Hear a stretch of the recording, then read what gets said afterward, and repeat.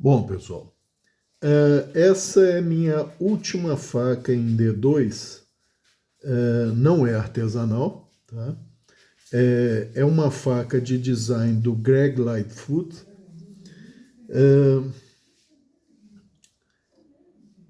Timbre D2 com laser, tá? Aqui o logo do Greg Lightfoot, que é um tubarão, tá? Escrito Lightfoot. Como toda lâmina do Lightfoot, ela, segundo ele, é de inspiração marinha. E levando isso em consideração, com esse formato, ela me lembra muito um tubarão maco, que é talvez o tubarão mais rápido. Não é o peixe mais rápido, tá? Peixe mais rápido tem vários na frente do maco. Atum, sailfish, espada, tem vários peixes mais rápidos. A própria barracuda é mais rápida. Mas me lembra muito um maco, tá? Outra característica dos designs do Lightfoot é a empunhadura. Uma empunhadura, vamos dizer, generosa, tá? Que preenche a mão. Tem um lado negativo, tá? Que aumenta o peso, tá?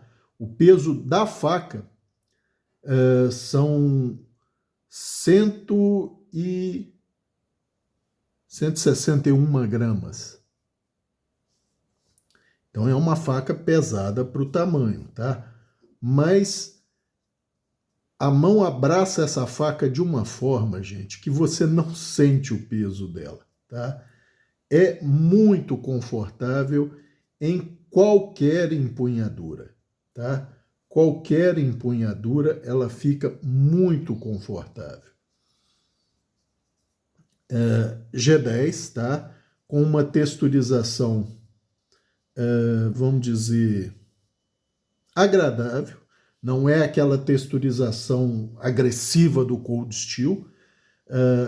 A mão não vai escorregar de forma alguma, tá?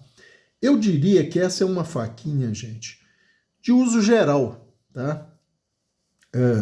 É uma faquinha para o que você precisar usar. Vai bem na caça? Vai bem na caça, tá?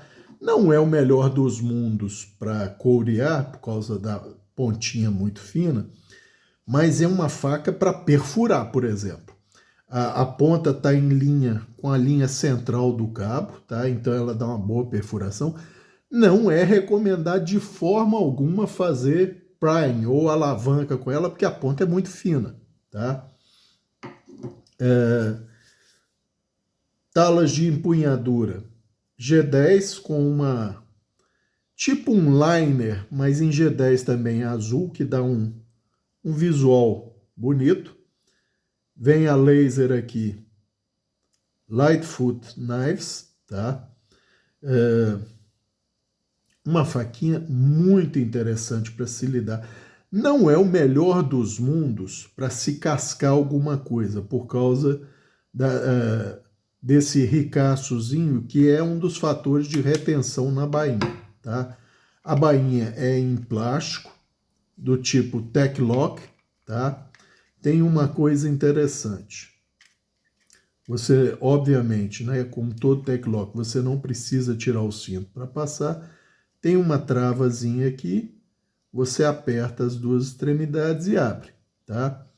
São dois parafusos de prender, você pode colocá-la em várias posições, inclusive na horizontal no cinto, e ela tem um detalhezinho extra. Essa travessinha aqui é um T, na verdade, que você ajusta para a largura do cinto. Então você pode colocá-la. Não vou tirar porque dá trabalho para colocar nos outros furos aqui para ajustar de acordo com a largura do cinto ou com o molde da sua mochila, por exemplo.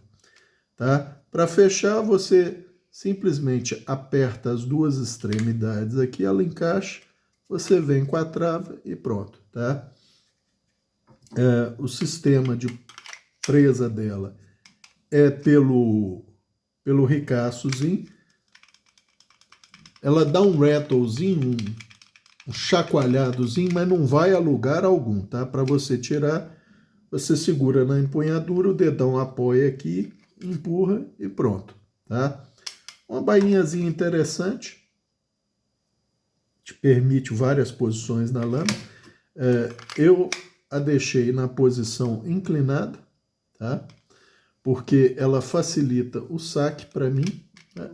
Não que eu a tenha como lâmina de defesa, mas é uma lâmina, gente, por exemplo, que se você for para uma chácara, um churrasco, ela vai te atender muito bem em tudo, tá? Muito bem mesmo. E não é minha visão, eu vou fazer um vídeo, gente. Na verdade, tenho uma lâmina que eu considero de defesa, mas não é para o sentido que a maioria das pessoas dá para defesa, não. Eu depois vou fazer um vídeo sobre ela, quando eu for falar sobre canivetes, já que minhas facas estão acabando, depois vão começar os canivetes. E aí eu vou mostrar um canivete que eu considero defesa, mas não no sentido que a quase totalidade das pessoas dá para defesa, tá? Vocês vão entender e eu vou explicar isso muito bem explicado para não dar margem para interpretação errônea ou de que eu mudei a minha filosofia. Mas ela funcionaria para isso porque ela principalmente perfura bem e ao contrário do que muita gente, mas muita gente pensa, lâmina para defesa, gente. O pessoal tem aquelas imagens do silate que você vai cortar artéria, que você vai cortar principais vasos e tal. Na prática, isso não se dá por um motivo muito simples. Você precisa de anos, se não décadas de treino para ser eficaz com essa técnica do silate. Então, esse negócio de usar carambite, usar billhook e tal, no imaginário é muito bonito, na prática não é bem assim não, tá? Primeiro que para você fazer isso, você se expõe demais. Então é o que eu estou falando, você precisa de década de treino para conseguir ser eficaz com essa técnica. Mas não vamos deixar isso para quando eu for comentar dessa lâmina de defesa, entre aspas, que eu considero a única, tá? Essa aqui poderia estar nessa classificação, porque é pequena, é muito eficaz e ela principalmente, ela faz bem uma coisa que eu considero que para o que esse pessoal imagina de defesa é o ideal. Mas eu vou comentar, vou deixar em suspense, vou deixar depois, tá? Vamos lá então. Então eu já falei de peso, 161 gramas, a bainha pesa 79 gramas, eu acho. Então é um peso razoável, tá? É um peso razoável, mas para porte prolongado em ambiente controlado, o que é ambiente controlado? Fazenda, chácara, uma trilha acessível a outras pessoas, uma trilha sinalizada e tal, ambiente controlado. É uma boa lâmina, tá? Algumas medidas. Vamos ao comprimento geral. Nossa, eu estou sem óculos, mas está uma maravilha. 20 centímetros, com 11,5 centímetros de empunhadura, tá? Lâmina medida desde a empunhadura, 8,2 centímetros, portanto, legal em Minas e Rio de Janeiro. Comprimento efetivo de fio, 8,2, tá? Então, um tamanho para uso geral bom, tá? Medidas. A empunhadura é uma espessura só nela toda, tá? As talas são de uma espessura só. 17 milímetros, tá? Nela toda, tá? Aqui o choio para o indicador. Vixe, sem o óculos, gente, complica bem, viu? 23 milímetros. O ressalto aqui para separar dos demais dedos. 28 milímetros. Pronto, agora meu olho ainda começou a arder para Só para complicar mais o olho esquerdo.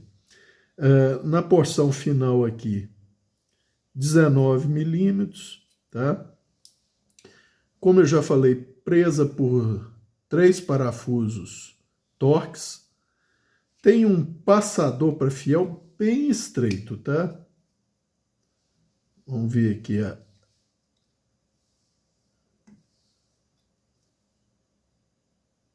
4 milímetros do passador para fiel, quer dizer, um fiel de 5 milímetros entra apertado, mas vai bem.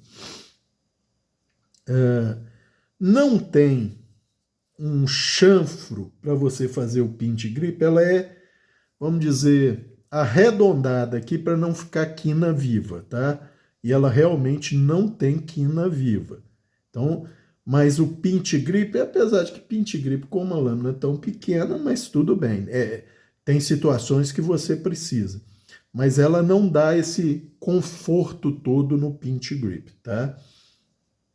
Empunhando a lâmina, sua mão não...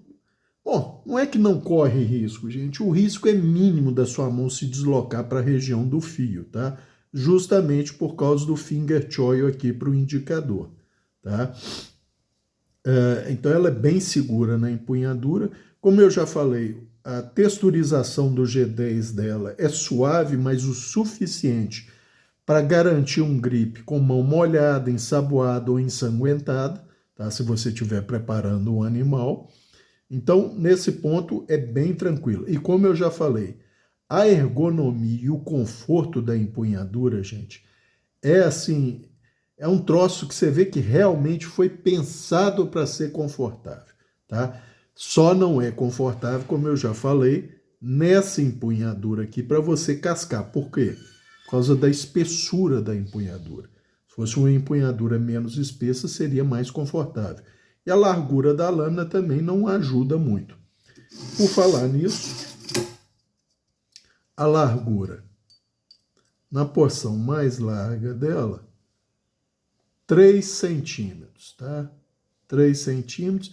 E aí ela vai afilando, ela faz uma ponta. Ela é um distal taper real, tá? Nitidamente, você olhando, você percebe que ela é um distal taper. Vamos às medidas. Eita, mas a falta do óculos e o olho ardendo agora complicaram toda a situação. 3, nossa, gente, vou pedir desculpa, mas velho para perto tá complicado. Deixa eu ver se eu consigo. Nossa, mas o olho ardendo. Eita, tá complicando mais ainda. 3 ponto... Não, vou ficar devendo. É 3 e um pouquinho, tá, gente?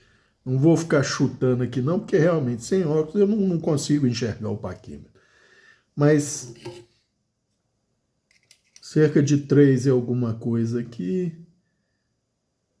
Aí ela vai diminuindo, tá, gente? Dá licença, deixa eu pegar o óculos, porque não passar as medidas é triste. Só um minutinho.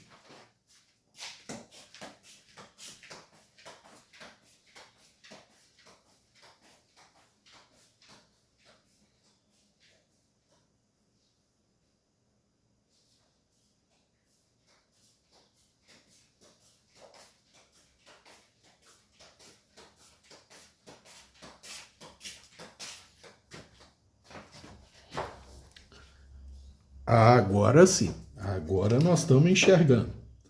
Então vamos lá. Espessura no ricaço, 3,5 milímetros. Um pouco à frente, 3,3 milímetros. Pouco mais à frente, 3, 2,7, 2,2, 1,5 e na pontinha aqui 0,9 milímetros, tá? Então vocês veem que ela é um distal taper verdadeiro, tá? ela afila desde a empunhadura até a ponta, o que, por si só, já aumenta um pouco a habilidade de corte, seja ela qual for. Por falar nisso, vamos travar o paquímetro a 1 milímetro, 1 milímetro, e vamos ver quanto que ele entra nela. 5 milímetros. 5 milímetros nela toda, aumentando pouca coisa na ponta, mas bem regular nos 5 milímetros. É óbvio, tá, gente? Como vocês podem ver aqui, na pedra, tá? Eu fiz um desbaste para praticamente zerar o flat dela. O que deixa o desbaste de alívio de sequencial que eu costumo fazer, mas vamos considerar 10 milímetros. No que seria o ombro dele, tá com 0,1 milímetros, tá? Não é o fio, ela tá com um fio de 15, microfio de 15 graus de cada lado, tá? Porque é um aço D2. Dureza desse aço D2, 61 RC, gente. Com detalhe, é basicamente a mesma dureza daquela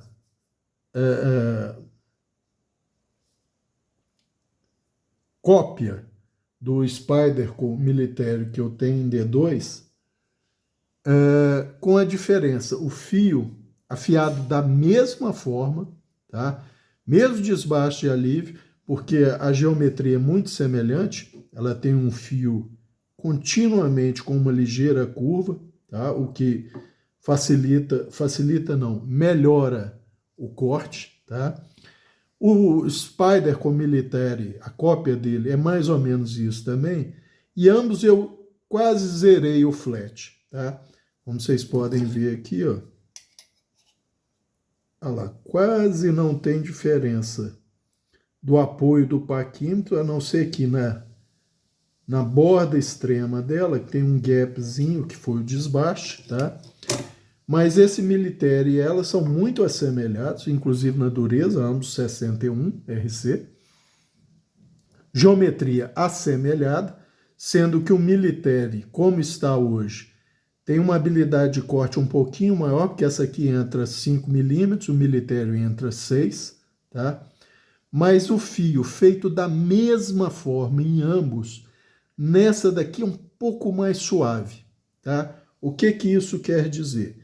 Quer dizer que provavelmente conseguiram colocar os carbetos de cromo em solução, haver uma recristalização para carbetos de cromo secundários, e com isso, gente, você consegue uma pequena diminuição no tamanho médio geral dos carbetos, que no D2 ingote, ou seja, fundido tradicionalmente, fica em torno à média de 50 microns. Aqui deve estar um pouquinho menor, tá? Mas nada muito grande, deve estar nos 40, 45 e tal, e principalmente pela suavidade do fio, deve ter sido conseguido uma menor agregação desses carbonetos. Então, ambas têm uma retenção de fio muito parecida, se não igual, tá? Ambas as lâminas, mas essa daqui, o fio, gente, feito da mesma forma, ele é mais suave.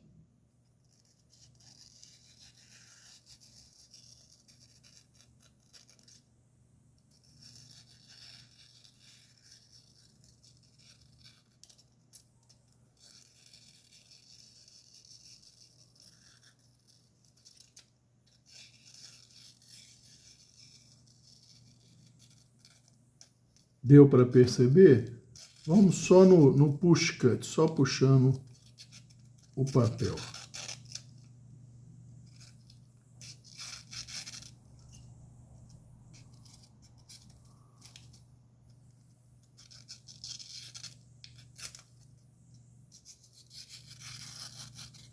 Tá? Então é um fio um pouco mais suave do que o Military, ambos são D2, tá?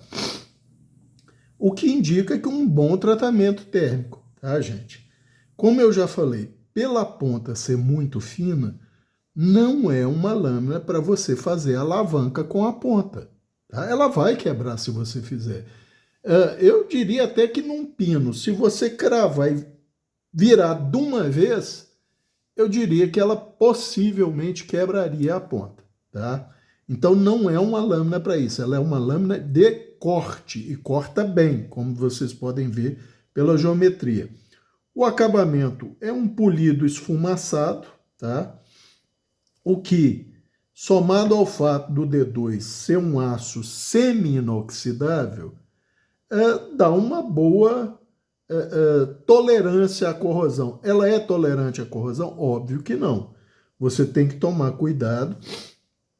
Inclusive, a bainha dela tem um drenozinho aqui, para drenar excesso de umidade. Ela, como todo aço D2, gente, usou e pelo menos limpou na barra da calça, tá? Porque, como eu falei, o aço D2, por ser semi-inoxidável, ele tende a oxidar dependendo do ambiente, do uso, da substância que foi usada, do suor da pessoa, de como ela é acomodada. E o D2, eu já disse, ele tem uma característica de corrosão em pit, aquela corrosão que forma cratera, forma buraco. Então, você tem que tomar cuidado com ela. Mas, no geral, gente, é uma muito boa faca para uso geral. Salvo melhor consideração, gente, essa faca acho que nunca fez um carneiro.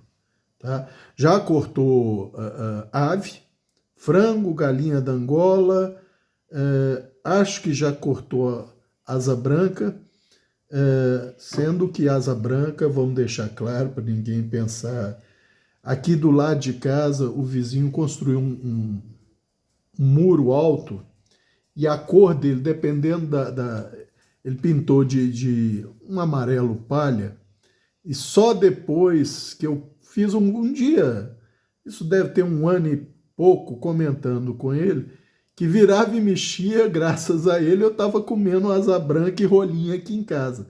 Porque de manhã cedo ou no final da tarde, pela incidência do sol, e aqui eu tenho uma mangueira aqui e uma goiabeira um pouco mais à frente, eles vêm voando, e principalmente a asa branca e rolinha param muito na mangueira. Eu não sei se é a reflexibilidade do sol e tal, mas eles ficam meio cegos, eles batem no muro, e como o voo deles, eles vêm, normalmente o pescoço quebra, gente. Mesmo que não morra na hora, o animal fica se debatendo. Quando eu vejo na hora, e normalmente o barulho é inconfundível, é um barulho seco, abafado, principalmente da asa branca, eu puxo de cima do meu telhado, porque normalmente cai em cima do telhado da varanda, do quintal, puxo e acabo de torcer o pescoço para tirar o sofrimento do animal. E aí ela já fez alguns desses animais, tá, gente? Por quê? Pontinha fina, lâmina pequena, fácil de controlar, fácil de riscar, principalmente a forma de abrir a asa branca. A asa branca você não... Rolinha também é a mesma coisa. Você não esfola ou não depena, tá? Dá muito trabalho. Normalmente você segura a pele do peito, puxa com as duas mãos, ela rasga, e a partir daí você só desveste. Depois você corta o animal e tal, tranquilo. Mas então é isso, carneiro, ela tem quase certeza que ela nunca fez, tá? Mas já preparou esses animais.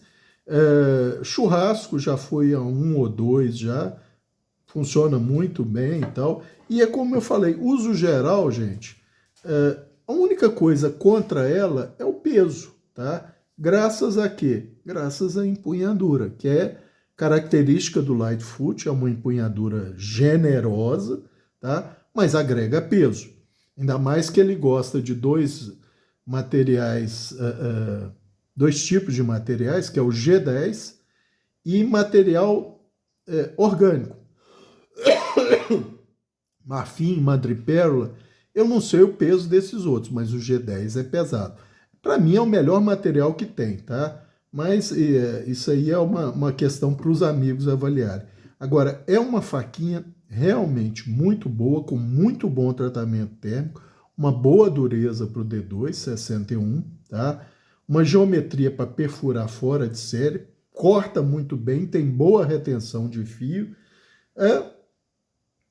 Eu não vou dizer que eu recomendo, porque tem décadas, não chega a 2 décadas, mas está chegando quase a isso, que acho que não fabrica mais, tá? Mas é uma faquinha muito boa, muito interessante para uso geral e pode ser portada sem problema, entre aspas, Minas Gerais e Rio de Janeiro, tá? Lógico, o uso ostensivo de uma faca gera desconforto em muita gente, principalmente em cidade maior. Em cidade pequena, que o pessoal está acostumado com isso, não é tão problemático. Mas, por exemplo, você chegar num churrasco, numa chácara, na casa de um amigo, com uma faquinha dessa na cintura, ninguém vai ficar assustado ou intimidado por uma faquinha dessa, ainda mais que se você levou, possivelmente ou provavelmente, é um churrasco de um conhecido, que vai ter pessoas que você conhece que estão acostumadas a você usar lâminas. Então eu não vejo maiores problemas nisso. Acho que era isso por esse vídeo. Um abraço a todos.